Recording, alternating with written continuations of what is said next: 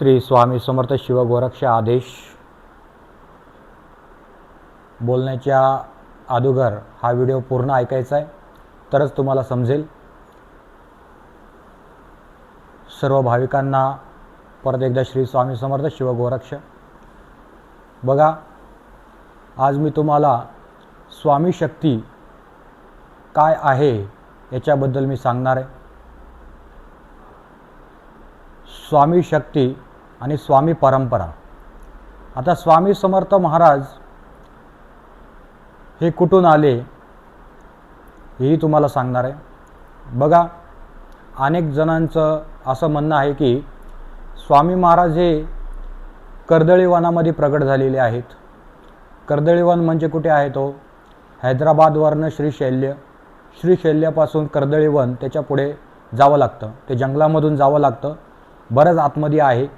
त्या ठिकाणी झाडाच्या खाली महाराज हे तपश्चर्या करत होते आणि त्यांच्या अंगावरती एक 8-10 फुटाचं वारूळ साठलेलं, आणि वारूळ हे मुंग्या करत असतात. तर बोलतात ना, ईश्वर ही तपश्चर्या फक्त ईश्वरच करू शकतो, म्हणजे भगवंत या देवाचा अंश असेल तोच. तर महाराजांनी किमान 300 वर्ष तपश्चर्या केली असं अनेक भक्तांचं मत आहे आणि सत्यही आहे. कारण की स्वामी महाराज हे अनेक लीला चमत्कार अनुभूती देत असतात आणि स्वामी समर्थ महाराज कर्दळीवनामध्ये जाऊन अनेक वर्षानुवर्ष तप करत बसलेले. तप म्हणजे नृसिंह सरस्वती स्वामी, जिथं आपण वाडीला जातो कोल्हापूरच्या, तिथे नृसिंह सरस्वतीचं स्थान आहे. कृष्णामाईच्या काठावरती, कृष्णामाई नदी तिच्या काठावरती भगवान नृसिंह सरस्वती स्वामी म्हणजे साक्षात सद्गुरू, म्हणजे गुरु रूपामध्ये तिथे बसलेले आहेत. त्यांच्या पादुका तिथं स्थापित आहेत आणि अनेक भाविक तिथे जातात, आपली मनोकामना, इच्छा, आकांक्षा तिथं व्यक्त करतात आणि प्रत्येकाच्या इच्छा आकांक्षा पूर्ण होतात तिथे. अनेक लोकांना अनुभव पण आहे, कारण तेच स्वामी समर्थ महाराज आहेत. आणि नृसिंह सरस्वती महाराजांनी सर्वात जास्त काळ काढला असेल तो गाणगापूरमध्ये, आणि गाणगापूरमध्ये तिथे महाराजांनी अनेक वर्ष तिथे महाराज राहिले. तिथं महाराजांनी ध्यान अवस्था, लोकांना भक्ती काय, योग काय, भक्ती मार्गाचे अनेक प्रकार महाराजांनी तिथे सांगितले. अनेक लोकांची महाराजांनी तिथे कामे केली. स्वामी समर्थ महाराज असे होते, जर तुम्ही महाराजांना कुठल्याही पद्धतीची प्रार्थना करा तर स्वामी महाराज ती प्रार्थना आपली स्वीकारायचे आणि आपल्यावर दयादृष्टी, कृपादृष्टी करायचे. आणि स्वामी महाराजांनी जर एखाद्यावरती दिव्य दृष्टी टाकलीच तर त्याचं भलं व्हायचं. एखाद्याला कोडं फुटलेलं असेल, एखाद्याला अंगाला लखवा मारलेला असेल, एखाद्याची दृष्टी गेलेली असेल, एखादा व्यक्ती बहिरा असेल, एखाद्याचा मतिमंद असेल, एखाद्याचा पोट शूळ उठलेला असेल, अनेक प्रकारचे वेदना माणसांना. बघा, माणूस आहे, स्थूल शरीर आहे, नाशवंत देह आहे, अनेक रोग माणसाला होतात. कारण माणूस जवानच राहतो असं नाही आहे, उतरत्या वयामध्ये अनेक त्रास होतो. उतरतच कशाला पाहिजे आपल्याला? कारण की लहान वयापासूनच आपल्याला इंजेक्शन चालू होतात. एखादं मूल गर्भात असेल त्यावेळेस त्या आईला इतके डोस दिले जातात तर ते डोस मुलापर्यंत पोचले जातात गर्भामध्ये, आणि ते मूल जन्मताच रोगी जन्माला येतं. अरे कोणाला माहिती आहे? तुम्हाला आम्हाला काय माहिती आहे? पहिले तेवढे इंजेक्शन नव्हते, आमच्या काळात तर नव्हते. पण आता इतके इंजेक्शन निघालेत तर मुलं जन्मताच रोगी निघायला लागलेत. आणि त्याच्यामुळे जर तुम्ही गाणगापूरला गेलात कधी तर स्वामी महाराजांनी अनेक वर्ष तिथे राहिले. मी मगाशी बोललोच, अनेक रोगांचं निवारण करायचे. महाराज जो शब्द बोलायचे, जर एखाद्याला समजा कोडं जर फुटलं तर महाराज बोलायचे, अरे मूत लाव त्याचा. आणि जर एखाद्याने महाराजांचा शब्द ऐकला आणि तो मूत लावला तर खरोखर ते कोडं चांगलं व्हायचं. एखाद्याचा जर पोटशूळ उठला तर महाराज कधी आयुर्वेदिक सांगायचे, कधी म्हणायचे अरे जा त्या हातीची विष्ठा खा, बरं होईल तुझा पोटशूळ. हे महाराज आहे हो ते, त्यांना काय मंत्र तंत्र, कारण की अनेक विद्या, अनेक तंत्र मंत्र हे आपण जे बघतो तुम्ही आम्ही, हे आघोरी प्रकार, अनेक साधक काही ना काही विचित्र कर्म करत असतात. आता कर्म करायला काय हरकत नाही, पण त्याच्यातनं मुक्ती नाही हो, मोक्ष नाही. त्याच्यातनं तुम्ही 84 लक्ष योनीमध्ये अडकणारच आहेत.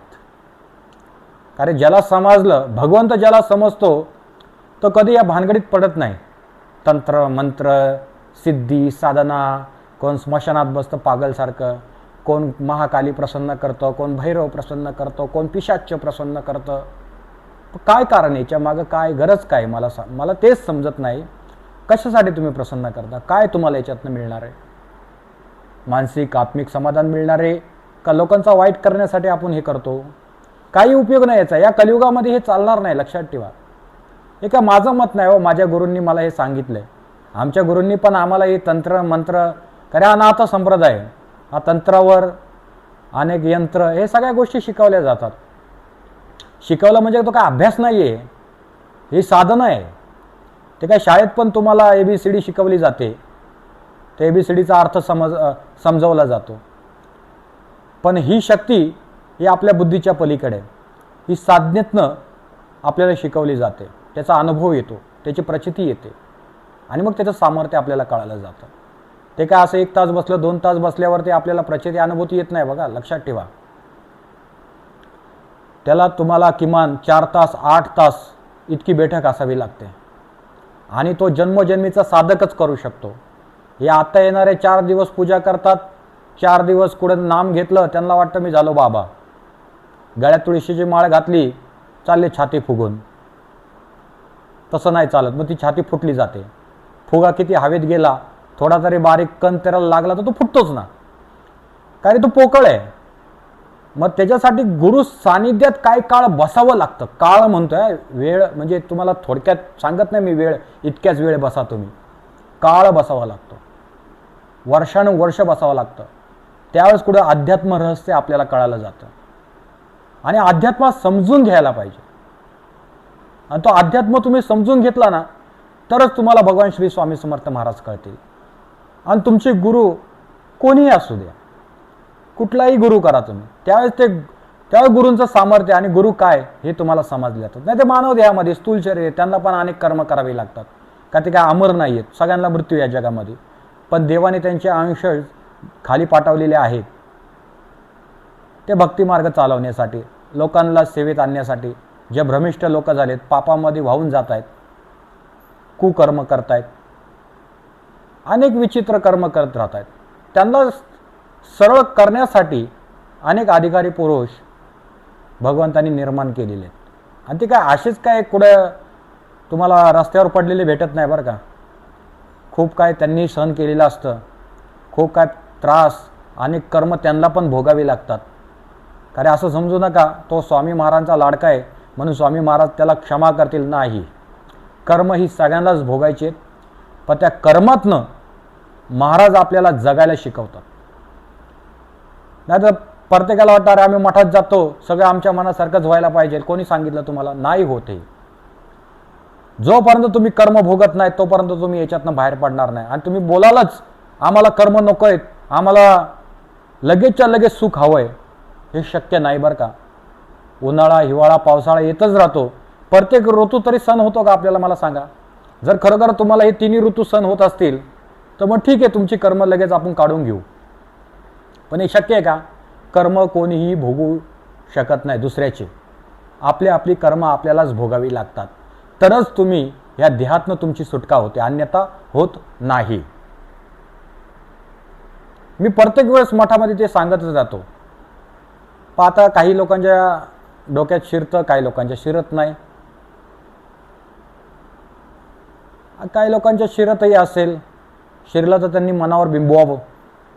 कारण की लक्षात ठेवा, हे आपलं लोक नाही आहे, हे मृत्यू लोक आहे. आपल्याला हे सोडायचंच आहे आणि आपलं लोक आहे स्वामी चरणाशी.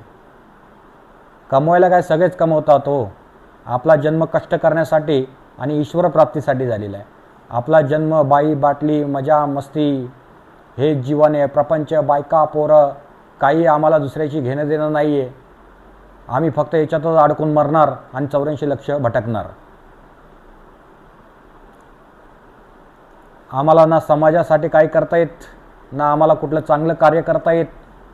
जो करत असेल त्याची कुठेतरी खिल्ली उडवायची, त्याच्या नावाची कुठेतरी बदनामी करायची. पण लक्षात ठेवा, जर स्वामी महाराजांना तुमच्या हातातनं कार्य करायचं असेल ना, तर एखाद्याने कितीही नावाची बदनामी केली तरीही काही फरक होत नाही. जो बदनामी करतो त्याचंच नाव बदनाम होतं. आणि जो स्वामी महाराजांच्या चरणाशी आहे, तो जर चांगलं काम करत असेल, तो लक्षात ठेवा महाराज त्याला तळ हातावर ठेवतात आणि त्याच्या हातातनं ते काम करूनच नेतात. अहो, दैव शक्तीला चॅलेंज आहे का कुठे या जगामध्ये?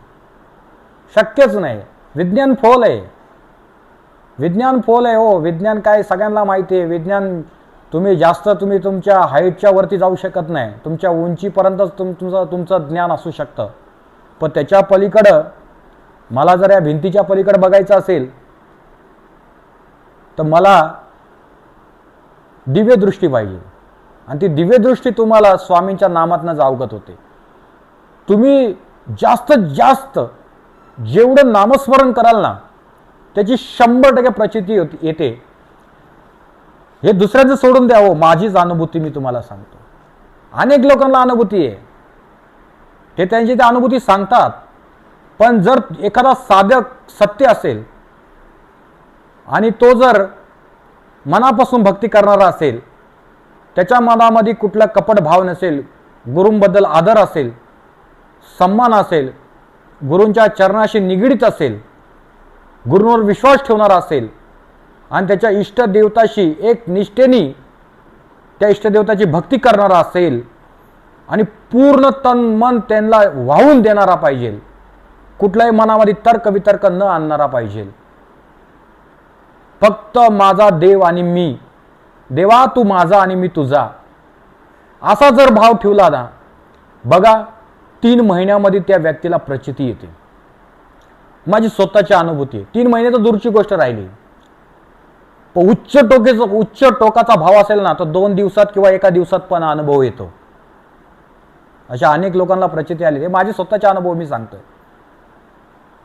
आम्ही पण अज्ञानच होतो, आम्ही पण लहानच मुलं होतो. पण बोलतात ना, पूर्वपुण्यही जन्मजन्मीचं बहुपुण्य, सुकृत चांगलं. त्याच्यामुळं महाराजांनी जवळ ठेवलं आणि ते काम करून घेतं. विश्वास आहे हो माझ्या स्वामींचा माझ्यावरती. त्याच्यामुळं महाराजांनी कार्य माझ्या हातात दिलं. कारण इथं सत्य आहे, इथं असत्य काही नाही आहे. इथं कोणाला मान सन्मान मोठेपणा मिळत नाही. आणि ज्यांनी जास्त छानपणा गाजवायचा प्रयत्न केला त्याला इथं प्रचिती आलेली आहे. माझी पण आलेली, महाराजांची पण आलेली आहे. माझी प्रचिती तर मग विचित्र येते. अनेक लोकांना अनुभव पण आहे. कारण ही गुरु परंपरा आहे. आणि तीच गुरु परंपरा नृसिंह सरस्वती महाराजांनी गाणगापूरला केली. अनेक लोकांचं गुरुतत्व त्यांनी स्वीकारलं. अनेक साधक योगी त्यांनी घडवले.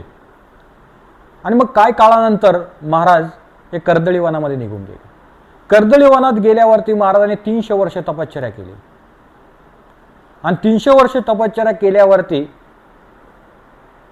एक आदिवासी समाजाचा एक बोलतात ना मोठा महात्माच असेल, त्याच्या हातातनं महाराजांचा उद्धार होणे सोपं नाही. फक्त जन्माला आदिवासी समाजामध्ये आला, पण त्याच्या हातातनं कुऱ्हाड सटकली आणि महाराजांच्या वारुळावर पडली ती. आणि महाराजांच्या पायावरती ती जखम झाली. जखम झाल्यावरती महाराज प्रगट झाले. तो घाबरला. जो आदिवासी समाजातला व्यक्ती होता तो घाबरला. त्याला आपण उद्धव नाव देऊ. चला, काय उद्धव घाबरला, काहीतरी नाव पाहिजे ना. पण तुम्हाला आम्हाला माहिती नाही, पण काय गोष्टी लिहिलेल्या बाबा उद्धव होता. पण उद्धवच होता का भलता काय वेगळं नाव होतं, पण आपण उद्धव म्हणून नाव देऊ त्याला. पण तो तिथे गेला, महाराज प्रगट झाले, तो घाबरला. महातपस्वी, जटा पायांपर्यंत, दाढी गुडघ्यापर्यंत, भवया होटांपर्यंत, कान गणपतीसारखे, नाक सरळ, डोळे तेजस्वी, उग्र डोळे. वाघ घाबरेल महाराजांना बघून असे डोळे स्वामी महाराजांचे. ही महाराजांची शक्ती, हे अजानुभाव स्वरूप, ही दिव्य कांती स्वामी महाराजांची, बलदंड शरीर महाराजांचं, साक्षात महाविष्णू, साक्षात दत्तात्रय भगवान. महाराज बोलले, अरे भेऊ नकोस, मी तुझ्या पाठीशी आहे, कशाला घाबरतो, मी आहे ना तुझ्या मागे. आणि महाराज बोले, जा, माझा आशीर्वाद आहे तुला, भेऊ नकोस. महाराज निघाले तिथून. अनेक महाराजांनी गावोगावी, अनेक राज्य, अनेक जिल्हे, अनेक तालुके, अनेक देश, आता कुठे कुठे महाराज फिरले. ते ईश्वर आहे, भगवंत आहे. आता भगवंताच्या मनातलं तर कोण जाणू शकत नाही, आपली बुद्धी तिथपर्यंत पोहोचू शकत नाही. अनेक लोकांनी तर्कवितर्क लावले, आपल्या बुकमध्ये लिहून ठेवलेलं आहे, स्वामी महाराज इथं गेले, तिथे गेले, गेले असतील. पण महाराज कोण आहेत हे अजूनपर्यंत लोकांना माहिती नाही बरं का. कारण की तुमच्या भक्तीनुसार महाराज अनुभव देतात. तुम्ही बोलले महाराज दत्त महाराज, महाराज दत्त महाराज रूपामध्ये दर्शन देतात. तुम्ही बोलले महाराज नृसिंह सरस्वती महाराजच आहेत, तर नृसिंह सरस्वती महाराजांच्या रूपात दर्शन देतील. महाराज जर श्रीपाद श्री वल्लभ स्वामी आहेत, तर त्या रूपात तुम्हाला दर्शन देतील. जर एखादा बोलला माझे स्वामी महाराज महालक्ष्मी माता आहे, तर त्या स्वरूपात तुम्हाला दर्शन देतील. एखादा बोलला नाही माझा भैरवच आहे, हा काळ भैरव आहे, महाकालेश्वर आहे, त्या रूपातच तुम्हाला दर्शन मिळेल. साधे बोलले नाही हे माझे तुकाराम महाराज आहेत, तर तुकाराम महाराजांच्या रूपात पण दर्शन देतील स्वामी महाराज. कारण महाराज हे मूळ ब्रह्म आहेत, आणि मूळ ब्रह्माचा अंत नसतो, तो अनंत असतो. काही लोकांना मर्यादा आहेत, योगी असू, देव असू, अनेक देवतांना, योग्यांना मर्यादा आहेत, एवढंच तू करू शकतोस. पण महाराजांना मर्यादा नाही, अनंत. तुम्ही जसा भाव ठेवाल त्या पद्धतीने महाराज तुम्हाला अनुभूती देत राहतात. अहो स्वामी महाराज आहेत, ते श्री स्वामी समर्थ महाराज आहेत. लोकांना बघा, लोक अज्ञानच आहेत, त्यांची बुद्धी तिथपर्यंत पोचूच शकत नाही, म्हणून तर्कवितर्क करतात आणि 84 लक्ष भटकतात. जेवढं तुम्ही देवाला नाम ठेवाल, जेवढं नाव ठेवाल, तितकीच कर्माची फळं भोगायला लागणार तुम्हाला. म्हणून साधू, संत, योगी जे खरे असतील त्यांना कधी नाव ठेवू नका. बघा, घरामध्ये क्लेश, द्वेष निर्माण होतात. मी प्रत्येक वेळेस तेच सांगतो, पण लोकांचा इगो, नाही ते महाराज आम्हाला रागत बोलले, मग ते असे बोलले, ते तसे बोलले, मग असं कुठं असतं का, तसं कुठं असतं का, लागले निंदा करायला. त्यांचा अधिकार आहे तेवढा. ते रागात का बोलतात, आपले म्हणून बोलतात. आणि तो राग तुमच्यासाठी चांगला आहे. कारलं किती कडू असलं ते पौष्टिक आहे, शरीर निरोगी करतं, एवढं लक्षात ठेवायचं. म्हणून तर्कवितर्क करण्यापेक्षा फक्त अध्यात्म करा आणि स्वामी महाराज मला कसे प्राप्त होतील याचा विचार करा. कारण की आपण सर्वसामान्य आहोत. तुम्हा आम्हाला 84 लक्ष भटकण्यापेक्षा त्याच्यातनं कसे सुटू आम्ही, हा विचार करा. आणि तो विचार तुम्ही तुमचे गुरु असतील या एखादा साधू संत त्यांच्या समोर मांडा. त्यावेळेस तो तुम्हाला खरा तुमचा इष्टदैवत आणि गुरु काय हे समजून सांगेल. आणि म्हणून त्याच गुरूंना तुम्हाला शरण जायचे म्हणजे भगवान श्री स्वामी समर्थ महाराज. कर्दळी वन होतं, तिथनं निघाले, भ्रमण करत करत करत करत करत बऱ्याच ठिकाणी स्वामी महाराज गेले. तिथून सोलापूर, मंगळवेढा, अनेक महाराजांची स्थानं आहेत. महाराजांनी तिथे अनुभव केला. आपल्याला तेवढेच माहिती आहे. अनेक खूप लांब लांब महाराज चंचल भारती नावाने महाराजांना ओळखायचे. कारण महाराज कधी एका स्थिरावर राहिले नाही ना. आता 1 मिनिट बसले लगेच झटकन उठायचे, पटकन निघून जायचे. आपलं 1 पाऊल तर महाराजांचे 3 पावलं, काय सांगायचं. एवढी स्पीड महाराजांची चालण्याची. ते फक्त चालण्याची. इथून पुढे गेले का महाराज गुप्त, दुसरीकडे प्रगट. शक्ती होती. त्यांना कसला जन्म मृत्यू काय, ते फक्त तुमच्या आमच्यासाठी खाली येतात. तुमच्यासाठी, आमच्यासाठी, या इतर सर्वसामान्यासाठी महाराज आले. एखादं झाड जर सुकत चाललं ना, त्याला पाणीच कोण देत नसेल, त्याला पालवी भरपूर आहे, पण झाडच सुकलं तर ती पालवी पण सुकून खाली पडणार ना. मग त्या झाडालाच पाणी घातलं, म्हणजे ही पृथ्वी सुकत चालली, जमीन सुकत चालली आणि ते पालापाचोळा आपण, तुम्ही आम्ही, त्याच्यासाठी तर ईश्वर खाली येतो आपल्याला पाणी पाजण्यासाठी, पाणी टाकण्यासाठी तिथं भूमीवरती. मग आपण परत फुलतो, हसतो, खेळतो, आनंद, आणि मग वाईट कर्म करायला लागतो. मग देव विसरून जातो आम्ही. काय नाही, हेच सत्य आहे. मग तेच सत्य, घ्या बोकांडी आणि फिरा वनवन. मग म्हातारपणी ना मुलं भाकरी घालत, न सून चहा देत, रोज शब्द ऐकायचे, रोज शब्द ऐकायचे. काय अवस्था आहे आमची. त्यापेक्षा चांगलं वागा ना बाबांनो, अध्यात्म करा. ते सून मुलं सगळे तुमची चांगली सेवा करतील. का नाही करणार? कारण तुम्हाला संस्कार नाही अध्यात्म मार्गातले, तर तुमच्या मुलाबाळांना कुठून लागणार हो. मग त्याच्यासाठी आपल्याला काय करायचंय? भगवान श्री स्वामी समर्थ एखाद्या अधिकाऱ्याचे पाय पकडायचे, तो तुम्हाला योग्य दिशा दाखवणार. त्यावेळेस तुमचं म्हातारपण आहे ना एकदम सुखात जाणार. तुम्ही बोलाल आमचे आईबापले सुखी आहेत, म्हातारा पण बोलेल, म्हातारी पण बोलेल, आम्ही खूप सुखी आहोत. आमची मुलं आम्हाला रोज छान सकाळी उठल्या उठल्या दुधाचा कडक चहा देतात, रोज आमच्या अगदी गोडगोड बोलतात, रोज लाडू पिढे खायला घालतात, रोज पंचपक्वान्नी. सगळं खोटं आहे हो. माझ्याकडे अनेक लोक रडत येतात मठामध्ये, मी पाहतोय. हे खोटे बोलेत ना, इतरांना तुम्ही सांगू शकता पण मला नाही सांगू शकत. मग त्यासाठी त्या म्हातारीने पहिले चांगलं वागायला पाहिजे, मग ते तुमच्या मुलांवर चांगले संस्कार लागतील. नाही तर अन्यथा लागणार नाही. मग रडत बसा, परत अशी गोल गोल फिरा, शून्यामध्येच अडकून राहाल आणि कर्माची फळं भोगत राहाल. परत ये जन्म, परत ये जन्म, परत ये जन्म. ते जन्म घेत घेत घेत घेत घेत 84 लक्ष जो लाखचा जन्म आहे त्यावेळेस मानवदेह मिळतो परत आपल्याला विवेक जागृत होण्यासाठी. पण होतो का आमचा विवेक जागृत? नाही होत. परत आम्ही त्याच योनीत जाण्यासाठी वाईट कर्म करतो. आम्हाला साधू संतांचा राग येतो. ते काय साधू, तो काय महाराज आहे का, ते काय बोलतात का कोणा सांगती? ना गावात बसत, ना समाजात बसत, ना कोणामध्ये बसत. अरे का बसतील बाबांनो? त्यांच्यात आणि तुमच्यात, त्यांच्यात आणि त्या महाराजांमध्ये काहीतरी फरक आहे ना. जर तुमच्यामध्ये चांडाळ चौकडेमध्ये बसल्यावरती रोज पाट्यावर वाटत बसली, मग त्यांच्यातून तुमच्यात काय फरक राहणार आहे बाबांनो?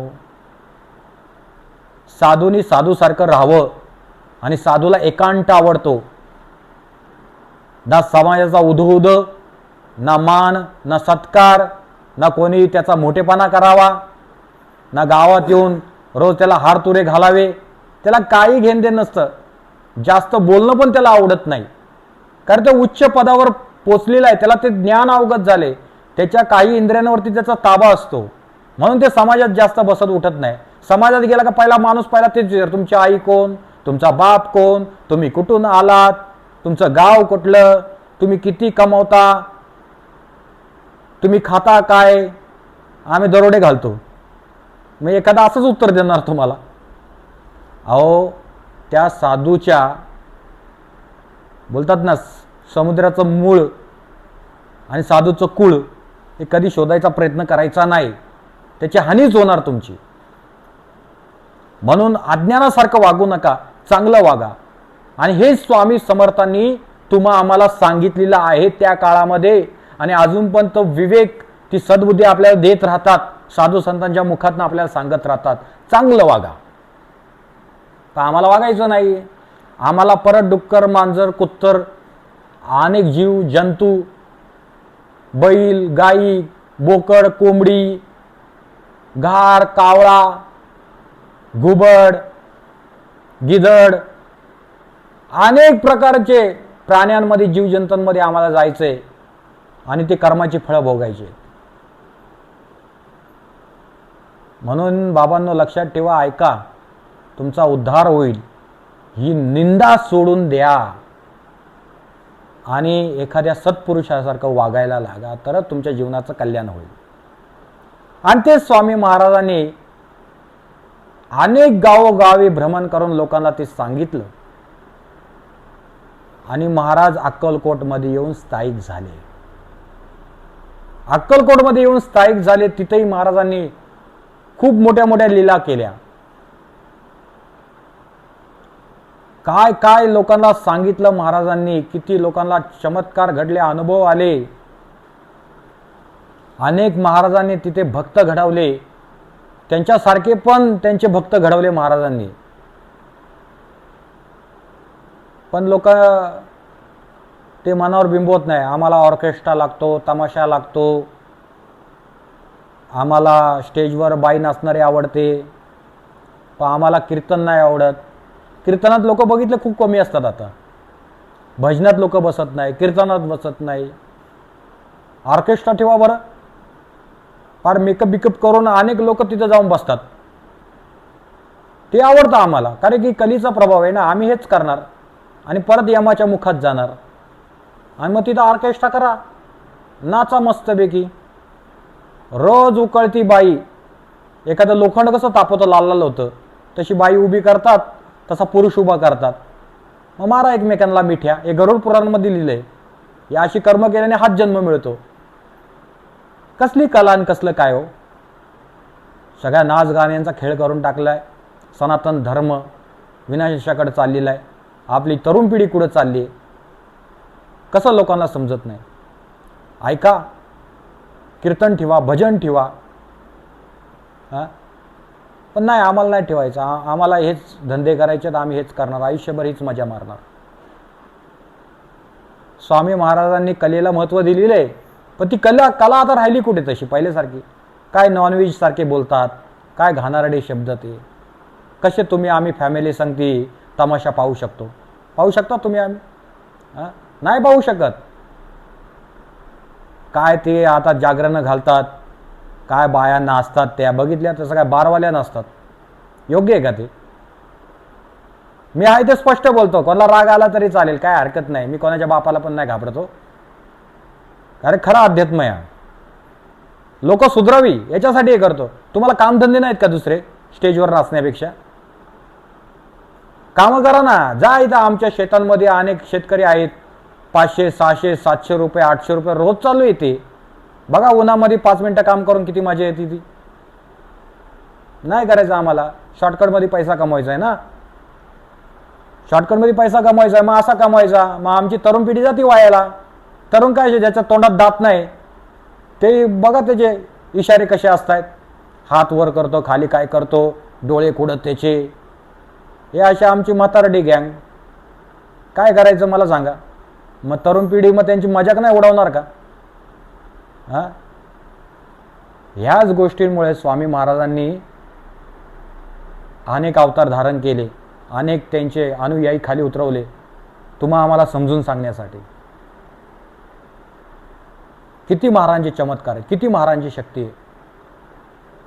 अहो जर मनापासून जर देवाला शरण गेलात ना, स्वामी महाराज काम करतात. पण आम्ही मनोभावी प्रार्थनाच करत नाही. आम्ही बाबा म्हणून पाहतो. तो बाबा काम करल, शॉर्टकटमध्ये लिंबू फिरवलं काय झालं काम. असं कुठं असतं का? कुछ पाने के लिए कुछ खोना पडता है. घासावी लागते, थोडी साधना, नामस्मरण करावं लागतं. देवही पाहतो किती मला शरण आहे, तरच तुम्हाला कुठंतरी महाराज तुमच्यावरती कृपादृष्टी करतील. अन्यथा मग काही या मठात जा, कुठल्या मंदिरात अनेक बाबा फिरा, तो बाबा पाऊस पाडतो. पाऊस काय आभाळ पाडून घेऊ बोकांडी, काय करायचं आम्हाला? तो बाबा पण त्या ढगातच जाणार आहे काय कालानंतर, आणि भटकणार पेशाच्या योनीमध्ये. देवप्राप्ती कधी गेली त्याने? नाम कधी घेतले मुखामध्ये? आयुष्यभर त्या सिद्धीमध्येच घालवले त्याने. त्याचं आयुष्य, त्याची वेळ सगळी सिद्धीमध्ये घालवली. आणि ती सिद्धी काय तुम्हाला मोक्ष देऊ शकत नाही. ती सिद्धी महाराजांच्या चरणाशी आधीने. महाराजांचे रोज पाय पडते, महाराज चरणाशी ठेवा, हो चरणाशी ठेवा. स्वामी समर्थांना रोज प्रार्थना करते, महाराज दूर नका करू. अरे ज्या देव, तुम्हाला अजून देवही कळाला नाही, कोणाची सेवा करायची कोणाची करू नये हेही कळालं नाही आम्हाला, तर कसे काय तुम्ही मोक्षापर्यंत पोचाल? मग त्यासाठी साधू संत आहेत ना, सांगतोय ना मी, सांगतोय. अनेक साधू संत सांगतायत. मी तर सोडून द्यावं, पण अनेक पण सांगतायत ना. आता तर मी स्वतः यूट्यूब चॅनेल उघडलंय लोकांपर्यंत ते ज्ञान पोचण्यासाठी. नाही, आणि ते ज्ञान पोचतंय. ऐका व्हिडिओ, ऐकल्याशिवाय नाही कळणार.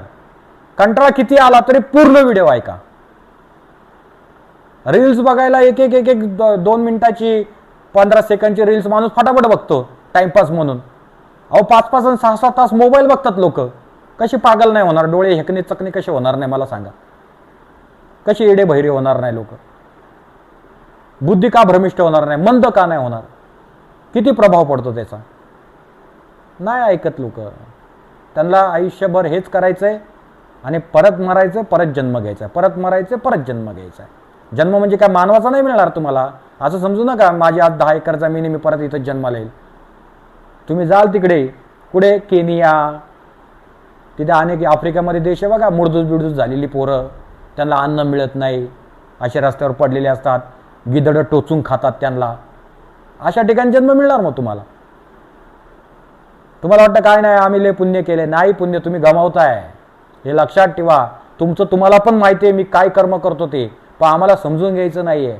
जर तुम्ही समजून घेतला ना, खरोखर ही कर्म तुमच्या हातातून सुटतील आणि तुम्ही सुटाल याच्यातून. एवढं लक्षात ठेवा. आणि हीच शक्ती महाराजांनी खाली पेरली आहे. स्वयंभू आहे, आपल्या समोर प्रगट आहे ती.